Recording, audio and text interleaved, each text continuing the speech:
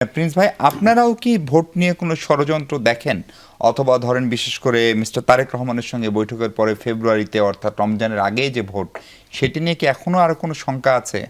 না, শঙ্কা নেই। আমরা দেখছি যে সরকার নিজেরাও তারা বারবার এই টাইম লাইনের মধ্যে নির্বাচন করতে চাচ্ছেন। তবে নির্বাচনের পথে ষড়যন্ত্র আছে। আমরা দেখেছি দিল্লিতে যে পালিয়ে যাওয়া স্বৈরাচার শেখ হাসিনা, তিনি বাংলাদেশে তার আমলে যারা যেসব শিল্পগোষ্ঠী আপনার এখানে অবৈধভাবে ব্যবসা করেছে, টু পাইস কামিয়ে নিয়েছে এবং তাদেরকেও দিয়েছে, তাদের কাছ থেকে টাকা পয়সা নিয়ে সেই টাকা পয়সা এই নির্বাচনকে ভণ্ডুল করার জন্য বিনিয়োগ করছে। যারা কিছু কিছু এই টাকা পয়সার গরম কিন্তু আমরা দেখতে পাচ্ছি বিভিন্ন জায়গায়। তো এখন মানে এখানে গরমটা কারা দেখাচ্ছে? আওয়ামী লীগের লোকজন দেখাচ্ছে। আওয়ামী লীগের লোক আরো আরো আরো অনেক বারে যখন এগুলো কথা বলার মানে প্রয়োজন হবে, তথ্য প্রমাণ নিয়ে আমরা সেগুলো হাজির হব আর কি। সেগুলো এই মুহূর্তে আমরা দেখতে পাচ্ছি যে এই ষড়যন্ত্রটা তারাই করছে।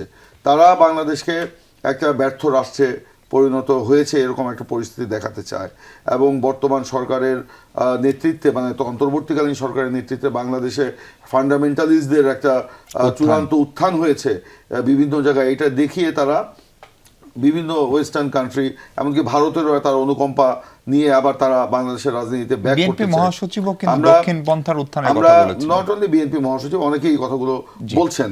তো আজকে আমরা যে কথাগুলো বলছি যে আমাদের এমন কোনো কাজ করা ঠিক হবে না, এবং সবার আগে আমাদের যে এই যে গণ অভ্যুত্থানের শক্তিগুলোর যে মধ্যে ঐক্য, আমাদের মধ্যে মতবিরোধ থাকতে পারে, আমাদের নিয়ে অনেক বিষয়ে দূরত্ব থাকতে পারে, কিন্তু এই যে গণ অভ্যুত্থানের আকাঙ্ক্ষা বাস্তবায়নের যে বিষয়টা, যে এই ব্যাপারে গণ অভ্যুত্থানের শক্তিগুলোর মধ্যে ঐক্যটা আমাদের বজায় রাখতে হবে এবং আমাদের কারোরই এমন কোনো কাজ করা উচিত হবে না রাজপথে কিংবা বাইরে, যেখানে আপনার এই সুযোগটা এই পালাতক স্বৈরাচার বা ফ্যাসিস্টরা নিতে পারে।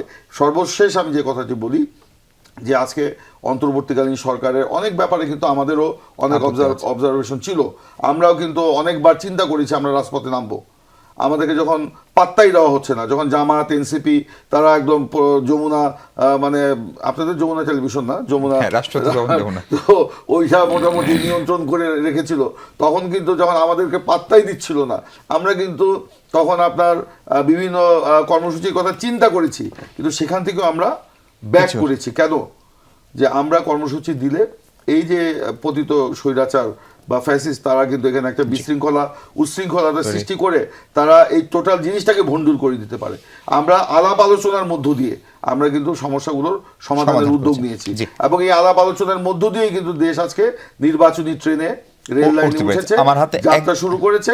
আসুন আমরা সবাই একসাথে এইসব অবাস্তব কথাগুলো না বলে একসাথে আমরা নির্বাচনকে কিভাবে অর্থবহ, সফল, অংশগ্রহণমূলক এবং প্রতিদ্বন্দ্বিতা পূর্ণ করতে পারি সেটা নিয়ে আমরা কাজ করি।